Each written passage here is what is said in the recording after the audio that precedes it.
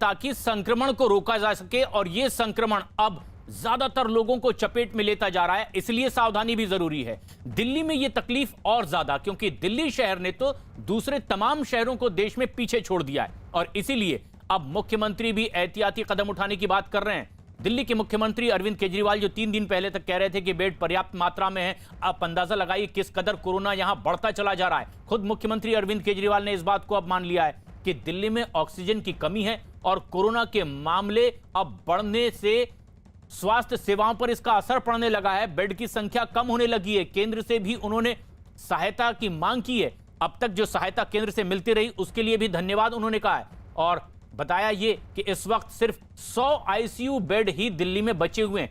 केजरीवाल ने एक बार फिर से केंद्र सरकार से और मदद की भी अपील की है। आईसीयू बेड्स की कमी, ICU beds as it is तो हम कितने बढ़ा पाएंगे उसकी एक सीमा है, लेकिन देखने में आया कि अधिकतर मरीजों को हाई फ्लो ऑक्सीजन की ज़रूरत होती है। तो हम कई सारे अस्पतालों के अंदर हाई फ्लो ऑक्सीजन का इंतज़ाम कर रहे हैं ताकि और बेड्स का हाई फ्लो ऑक्सीजन के बेड्स लगाए जा सकें। तो 6000 के करीब हम ऑक्सीजन बेड्स अगले कुछ दिनों में Yamuna sports complex, commonwealth games, Radha Soami Satsang वाला ब्यास वाला जो केंद्र था उसको दोबारा चालू कर रहे हैं। कई स्कूलों के अंदर भी बेड्स लगाए जा रहे हैं और उनको हॉस्पिटल्स के साथ अटैच किया जा रहा है। जो कर्फ्यू लगाया गया है उसका लोग काफ़ी सहयोग कर रहे हैं। मैं पूरे दिल्ली की जनता का तहे दिल से शुक्रिया अदा करना चाहता हूँ। आज सुबह श्री अमित शाह जी से भी मेरी बात हुई फ़ोन के ऊपर। उनको भी मैंने बताया कि बेड्स की बहुत ज़्यादा ज़रूरत है, और दिल्ली में लगभग केंद्र सरकार के सारे अस्पतालों के मिला के 10,000 के करीब बेड हैं। अभी उसमें से 1800 बेड जो हैं वो रिज़र्व किए गए हैं कोरोना के लिए। हमारी केंद्र सरकार से निवेदन है कि कम से कम 10,000 में से 7,000 बेड, इतनी गंभीर परिस्थिति, पल पल परिस्थिति ख़राब हो रही है, तो कम से कम 10,000 में से 7,000 बेड कोरोना के लिए रिज़र्व किए जाएं और ऑक्सीजन की तुरंत हमको सप्लाई की जाए।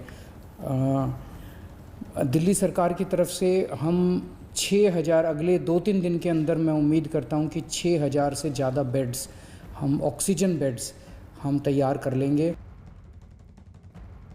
दिल्ली के मुख्यमंत्री अरविंद केजरीवाल खुद मान रहे हैं कि अब स्थिति और दिन ब दिन खराब होती चली जा रही है। आनंद तिवारी हमारे सहयोगी दिल्ली से हमसे सीधे जुड़े हुए हैं। आनंद, अगर मुख्यमंत्री ये कह रहे हैं कि अब बेड की कमी पड़ने लगी है, ऑक्सीजन की कमी होगी, केंद्र से सहायता की अपील लगातार वो कर रहे हैं, क्या लोग इस बात से अब सजग हैं कि ये उनकी अपनी जान के लिए खतरा है, इसलिए अपने कर्तव्य निभाकर उन्हें भी अपना सहयोग देना होगा? जमीनी हकीकत क्या है?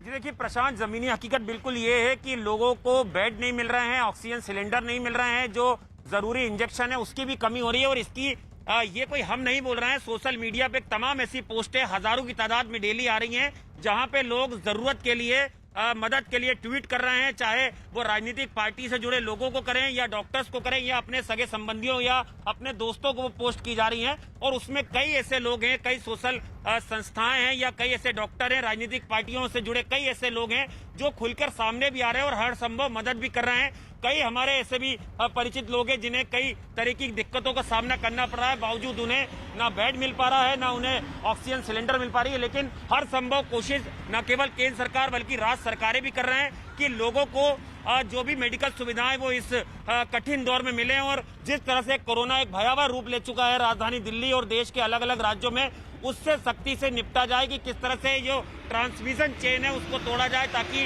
जो केस है उसमें कमी आए। और यही वजह है कि दिल्ली के मुख्यमंत्री ने वीकेंड कर्फ्यू लगाया है। नोएडा में भी आज रविवार है, पूरा लॉकडाउन है और लगातार जो नाइट कर्फ्यू है वो पहले से ही जारी है।